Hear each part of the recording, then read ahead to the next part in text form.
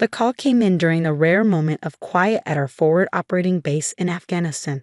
I was sitting in the communications room, finishing up some paperwork when my phone lit up with my sister-in-law Amanda's name.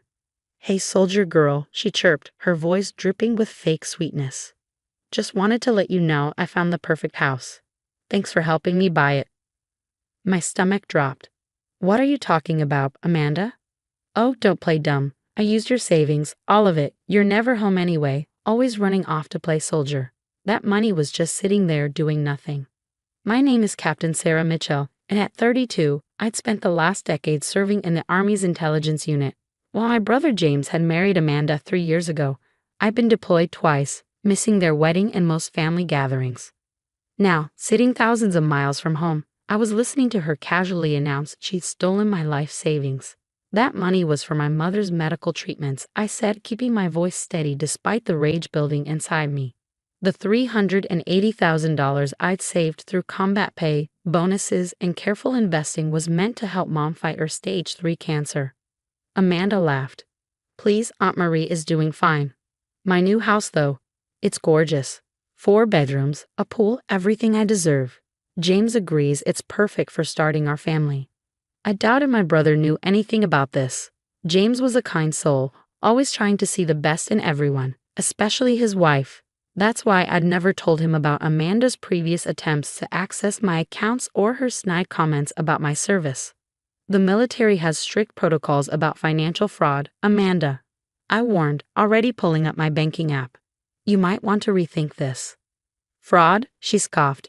"You gave me your banking details months ago, remember? For emergencies?" Well, I decided this was an emergency. My realtor was about to sell to someone else. I hadn't given her anything, but I remembered the day she helped organize my home office during my last leave, insisting it was her way of supporting the family while I was deployed. Now I knew what she'd really been looking for. "One last chance, Amanda. Return the money." "Or what?" "You'll run to James. He won't believe you. I'm his wife. You're just his absent sister who picks the military over family. Besides, the money's already gone. Spent. Done." She paused, and I could hear the smirk in her voice. "Enjoy your deployment, Sarah. Don't worry about visiting when you're back. You won't be welcome in my new house anyway." The line went dead. I sat there, staring at my phone, my hands steady from years of training in crisis situations. This was different from any battlefield I faced, but I'd learned long ago that the best defense is being prepared.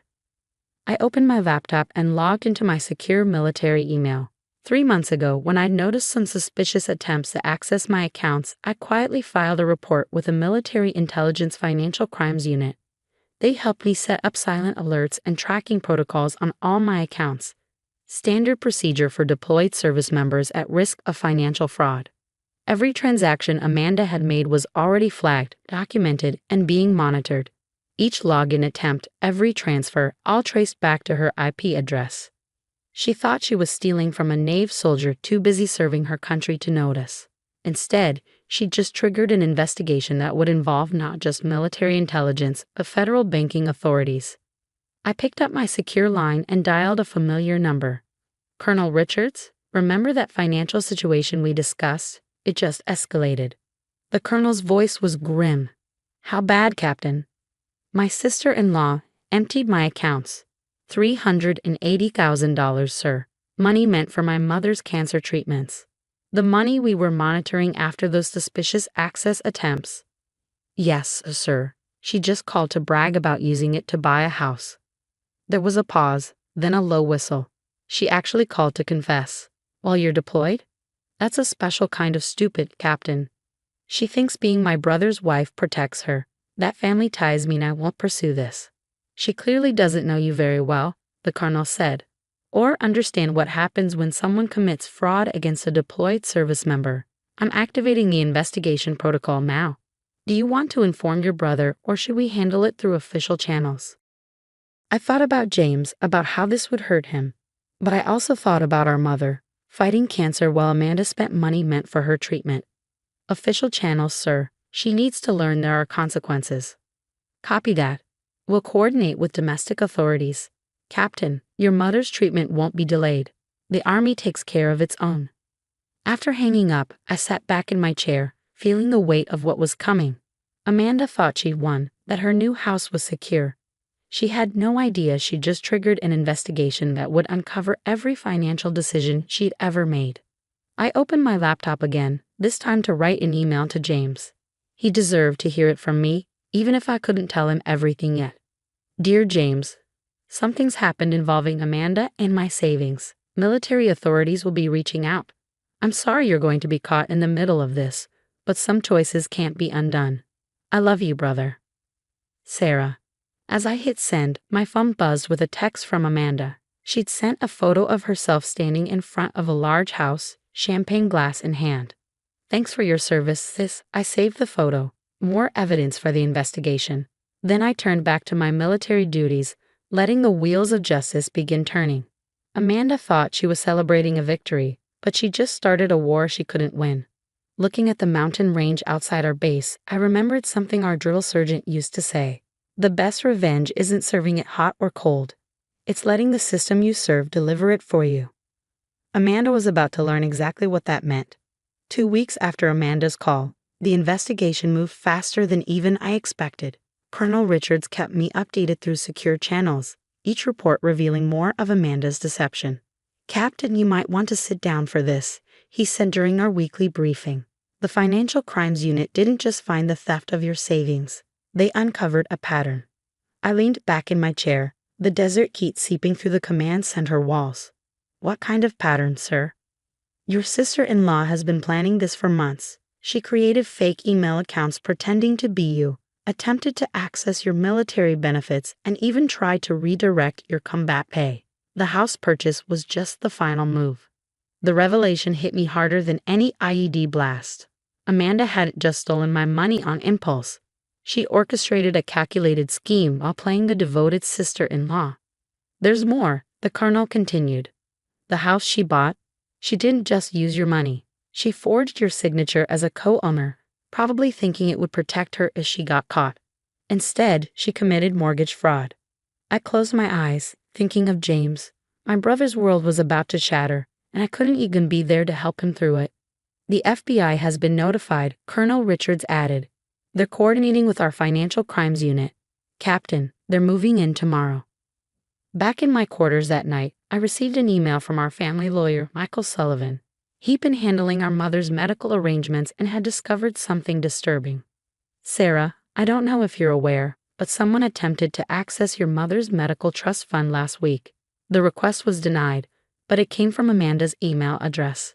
She claimed to be acting on your behalf. I've already reported this to the investigators. My hands shook as I read his words. Even after stealing my savings, Amanda had tried to get her hands on Mom's medical fund. The thought of her attempting to steal money meant for Mom's cancer treatments made my blood boil.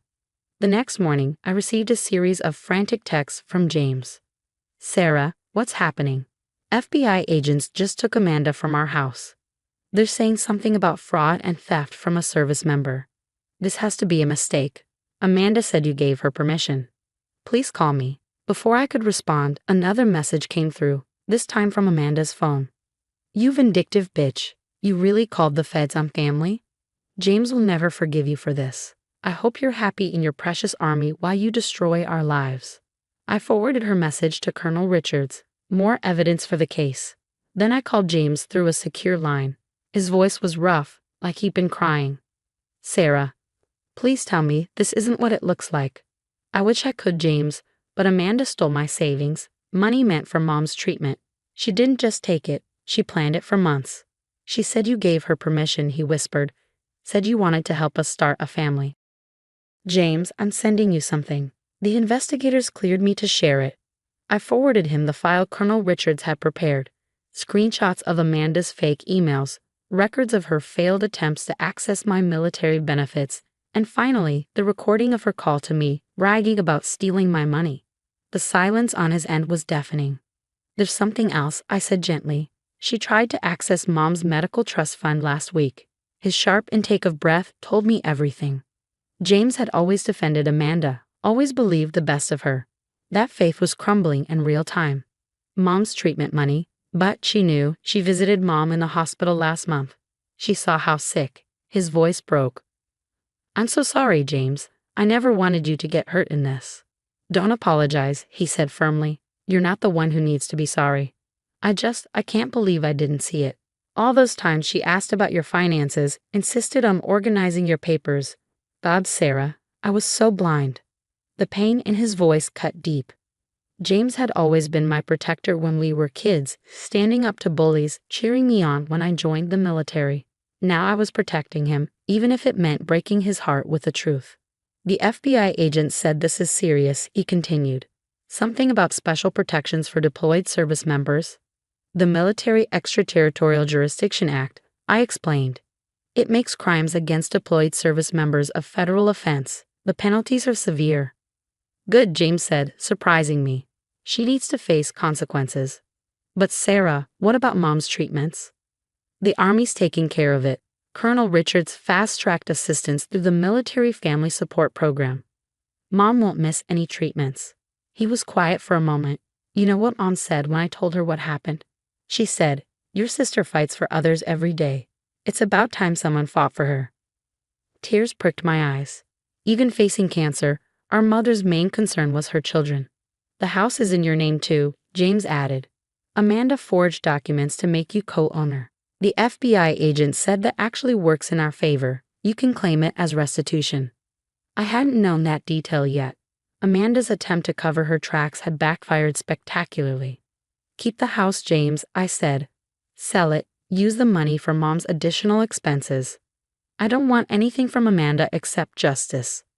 Sarah, his voice was thick with emotion. I'm divorcing her. Papers are being drawn up tomorrow.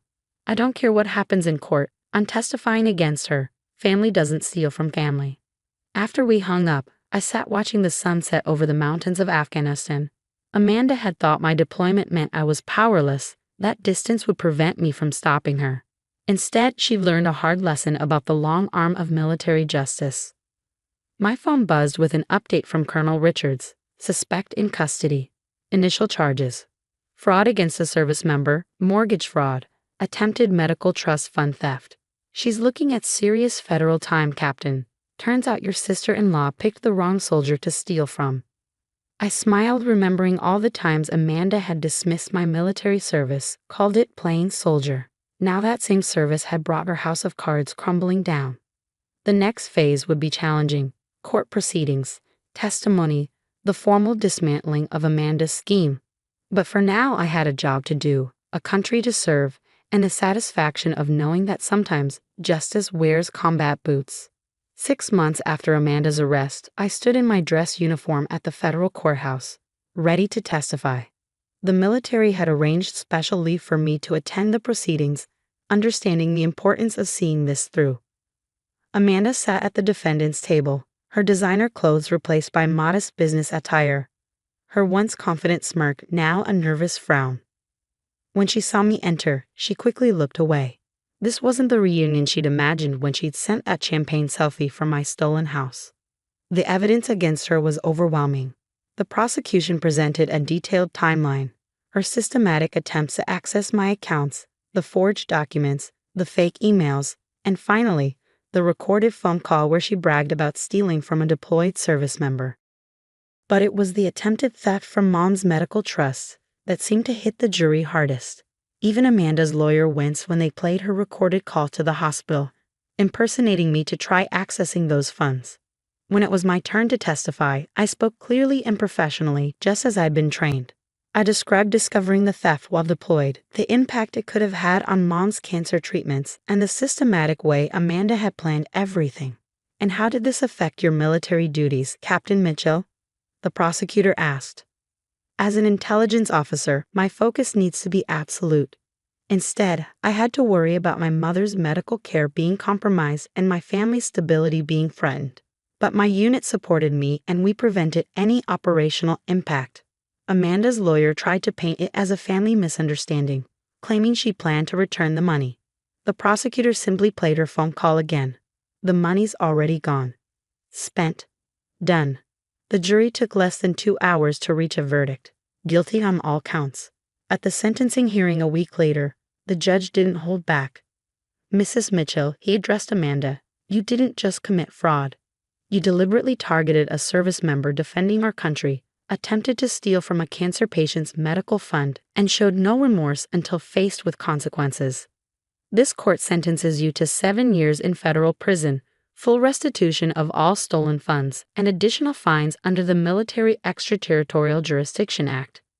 James sat beside me as the sentence was read, gripping my hand. His divorce had been finalized 2 months earlier, and he'd already sold the house Amanda bought with my money.